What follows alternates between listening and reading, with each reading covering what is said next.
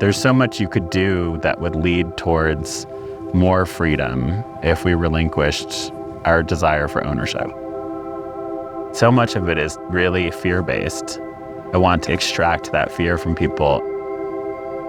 We're all on this planet together, and our existence as a human species is so minimal compared to the history of the planet.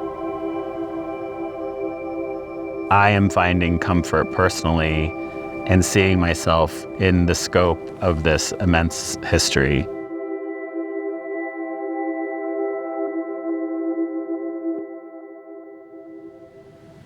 Jeffrey Gibson. Hi, Shannon. Hi. Hello. Fabulous to have you here at Tippet Rise. You're an artist who works across so many different forms, in textiles and sculpture, increasingly in video and performance. But maybe you could, in your own words, sort of say how you think of yourself as an artist. Well, first of all, thanks for having me here. I'm thrilled to be here. The kind of categories of mediums and things like that, I think just my generation was probably taught to ignore, to some degree. I was trained as a painter, and I say that I think like a painter. I also have a background working in museums. I worked at the Field Museum in the 90s in Chicago, and I worked as a Native American Graves Repatriation Act, a research assistant, 4 years. That experience really taught me how complicated those objects are, and how they're really like nexus points of all of these different histories and narratives and people come together. And so I think that's really what drew me eventually to both work with specific materials, but also make objects of my own, thinking about making a complicated object with different histories. Video was really about wanting to animate a story in a way that is not necessarily linear, but that I can kind of conflate timelines in video. I can conflate locations in video. And I think that just sort of eventually built out of my kind of understanding of objects, you know? I hadn't really realized that until now, but because your objects are so complicated, they are a nexus of so many different genealogies. It does seem like the case that so many of your projects right now, you're turning into collective ones. That seems really interesting, especially where you are at this career stage, because of course at this point, Jeffrey Gibson is a name, is a signature, is a style, and also certain opportunities happen because it's associated with an individual. You know, I grew up reading so many artist biographies, and I was obsessed with them. Like, did they know they were going to be an artist? Did they know they were going to end up in New York? Did they know they were going to be in a lawsuit? Or, you know what I mean? Like, now that I've been doing this for a while, I realize that I've been writing my own autobiography by choice and just by circumstance, you know? And I started thinking about, like, that biography that would include other people that would sort of, like, create these kind of trajectories into somebody else's biography. And that's really where I find the biggest motivation to bring other people in and to collaborate. You know, I've been very fortunate to get opportunities that I could do that, and institutions in particular who wanted to support engaging community. My goal is to amplify the voices of certain communities, including communities of color, Native communities, working with so many people. You really come together in a way where it's less about our differences and more about kind of where we meet. It wasn't always this way in your life. And I think it is really striking how you were trained as a painter and also trained as an abstract expressionist sort of genealogy. And you are really good at it, but you allowed yourself to start doing other things, engaging content in a way that the beginning of your painting career, you didn't quite in the same way. I didn't realize how narrow the lane offered to Native artists was in terms of understanding. And that the audience was lost the minute you stepped into abstraction without putting an image that people would immediately, presume was indigenous. I was making brush marks in these abstract paintings thinking about how baskets are woven. Or I was making brush marks thinking about warp and weft of weaving. Every time I made a circle, it was either like a gunshot or it was a bead, you know? So for me, that abstraction was trying to resist becoming too literal. And I realized that the lane for literalness was like huge, you know? And So I think the first thing that I did was paint on hide. And when I painted on hide, it just kind of shifted everything because one, it's a beautiful surface to paint on, but two, it immediately let the viewer know that this was not painted in a Eurocentric Western tradition. And so all of that work that I had been trying to fight for through abstract gestures suddenly was just like done like that. Yeah. And I could make the same painting on canvas that I would on hide, and they would read completely differently. And that actually came from learning about parfleche painting and not understanding why there had never been an exhibition done about abstraction that compared parfleche painting, which is abstraction with an intentional narrative, very specific, and then European and American Western abstraction, which kind of leans more towards formalism and denies content a lot of times. Pretends there's no story. Yeah. Mm-hmm. And so the hide was the beginning, and then I did spend time learning how to bead. I did a lot of traveling. I went to Winnipeg, Oregon, Oklahoma, and South Dakota, and I met with a lot of traditional makers. And I spent time with them and would talk to them really about creativity. And ultimately ended up commissioning pieces that went into sculptures for a show in 2012. You know, I kind of felt like that was going to be my last show. I was like, this art gig is awful. And I'm going to do the show that I would want to see. And so that's where those pieces that I commissioned eventually went into. And then the show was understood. People grasped it. They could understand what was interesting. I mean, the work was very different than what people had seen from me, but it was blankets, textiles, drums. There was some video, there was masks, silverwork, quilts. And I think it just sort of just opened up like a door for me to realize that you can still play with literal things and you can give them an open-ended kind of way of experiencing them. It doesn't always have to end so didactically. When you say people got this show, they got it in terms of references and themes and narratives and stories, but they also got the forms, it seems like.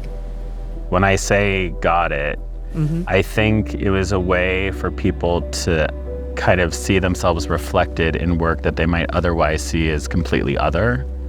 And it had to do with, I think, wanting to use visual cues and language, because as much as we would talk about parfleche, we would also talk about abex, we would also talk about pattern and decoration, Stella or Albers or, everything in the beginning. It was a mashup. I just wanted to represent them as one unified thing, which is me. I'm the nexus point of all these worlds. Yes. I don't know if you would say this, but it's to some degree, it could be saying that an indigenous aesthetic is already abstract expressionism. Yeah. I think my knowledge and my appreciation of indigenous makers historically, it's grown, it's become much deeper. How did someone think about to make a paint or to make a bead or to bead a garment that they were going to wear? It's thousands, maybe longer than that, of years that develops into that. And I see like what I'm doing as like linear trajectories of those histories. Like I see no break. Even with trauma and disruption, the disruption and the trauma are still in that kind of logical, linear narrative. So you're revealing a story that not everybody gets the chance to tell or hear. I think that's the benefit of identifying as an artist. We're given a lot of allowance. Mm-hmm. You let your body and your curiosity and your intuition guide you, and you just don't say no. And I think a lot of people are in circumstances in life where they choose to say no for many reasons. But I think as an artist, you have to give yourself just this infinite permission. Obviously there's safety and other things, there's ethics. But when you hit them, hopefully that becomes the work. Like you can process it through making. I wonder about the punching bags too, and about the role of text there. The first one was made in 2011, and it felt like the craziest thing in the world. I had met all of these people making their own clothing, and I realized what a political statement it was for someone to make their own clothing, especially for Native people, to make their own jewelry, to make their own drums, their own shoes, their own clothes. It wasn't just a craft. This was a real political statement to extract yourself. And so the punching bag, I came into through working with a therapist and trying to re-engage mind and body. And it was about anger, it was about pain, and this bag which you're meant to name with your anger or your pain and cathartically get it out of your body. And there was something about the empowerment of people making their own clothes and this bag that just made sense to me, to like dress the bag in a way that empowered the bag.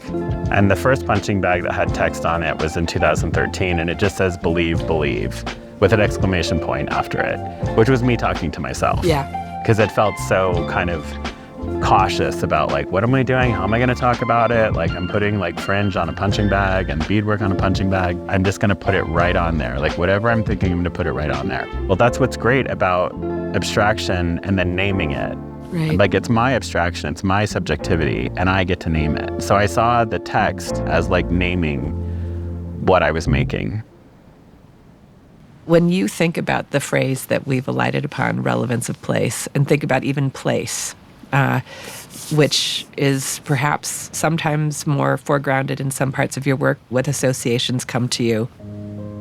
We're kind of indoctrinated to think about how we define place. And I think, like I said, this practice of being an artist, when you give into intuition and all of that stuff starts melting, you know, and you realize that like actually, and this is just sort of where I've arrived recently, but I feel committed to like engaging with the planet as a living organism. So place that used to be defined by, let's say, geographic boundaries, and once you let that go and you realize, well, like all of that was manufactured, it's not actually a part of the planet. And you start to engage with the ground, about what's underneath this ground and the histories that brought this ground into existence. I mean, hearing myself talk, it sounds like a really privileged way of thinking about place. Like I have this free roaming card, but I like to believe that everybody does. We're here on what is now understood to be the Tippet Rise Art Center landscape, and you wanted to be near volcanic rock. There's some things that come to you about this place. I mean, it's just incredible. It's not untouched, you know, but it's a collaborative curation. Things have shifted where people want to protect what we're looking at and let it kind of move on its own accord. I want to let myself go deep into thinking about geologic time and what existed here, you know, 1,000 years ago, 10,000 years ago, 1,000,000 years ago. And that's when I kind of start being humbled by how big this planet is, and also the universe that we live in, you know, and it just keeps going on and on. I also shifted over to thinking that, you know, we can communicate with the land, but we have a very underused muscle that believes we can. That is something that many indigenous tribes practiced for a long time and are continuing to. I feel very privileged to be Native and to have had that in my ear, that, you know, we can communicate. These are all ancestors here. These are all new growth, you know, and that we are actually made of this stuff. Right. Whether we're talking about science or we're talking about, you know, indigenous perspectives and beliefs, we are made from what we're sitting on. So it's definitely influenced, I think, kind of all the mediums that I'm working in.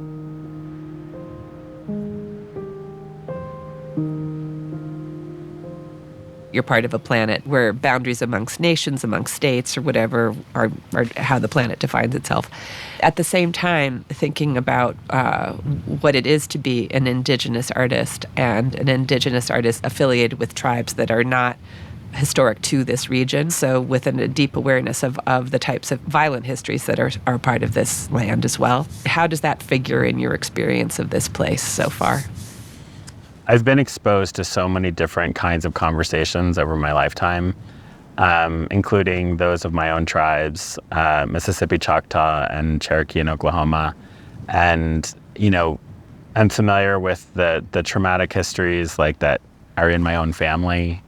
I guess what resonated with me started with my grandmothers, and I know they had really difficult lives, but they still managed to laugh, to have like emotion, to love, to care for, and to make. Like, they were both makers.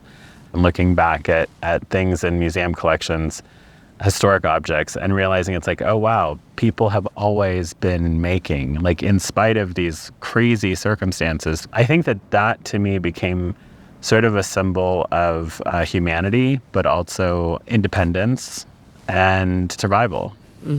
I want to kind of broaden the facets that people attribute to Native people. It's not just trauma and pain, and it's not always political. There's lots of humor and love. Everything always comes back to love in my work.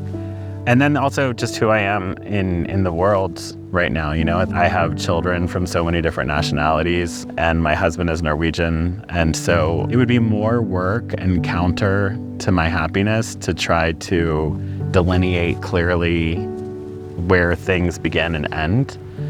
And I also accept that we're all on this planet together.